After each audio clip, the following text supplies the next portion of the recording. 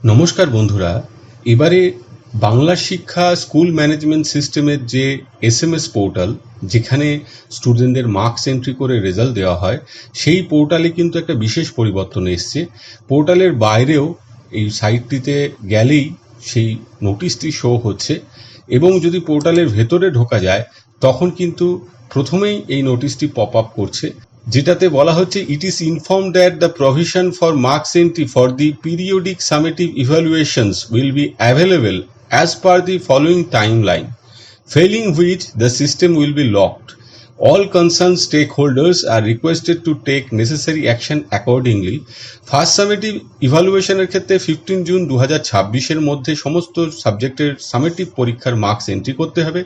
Second summative ইভ্যালুয়েশনের জন্য 15 October 2026-এর মধ্যে marks entry করতে হবে, এবং থার্ড সামেটিভ ইভ্যালুয়েশনের জন্য 31 ডিসেম্বর 2026-এর মধ্যে মার্কস এন্ট্রি করতে হবে।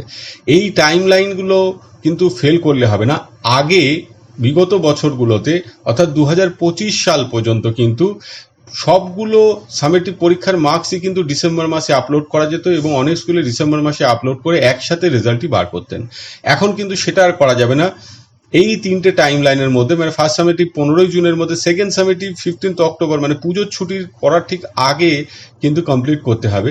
এবং যেহেতু এই রকম একটা টাইম লাইন দিয়েছে, আশা করা যাচ্ছে যে রেজাল্ট ফরমেশনের ক্ষেত্রে, বিশেষ করে হাফ ইয়ারলি রেজাল্ট যে গার্জিয়ানদের দেওয়ার কথা, সেখানে যে গার্জিয়ানদের সিগনেচার করার কথা, সেইগুলো কিন্তু স্কুলগুলো চাইলে মনে করলে করতে পারবে।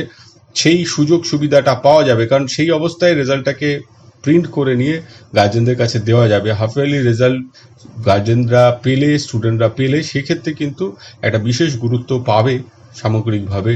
তো আজকে এই পর্যন্ত। সকলে ভালো থাকবেন, সুস্থ থাকবেন। ধন্যবাদ।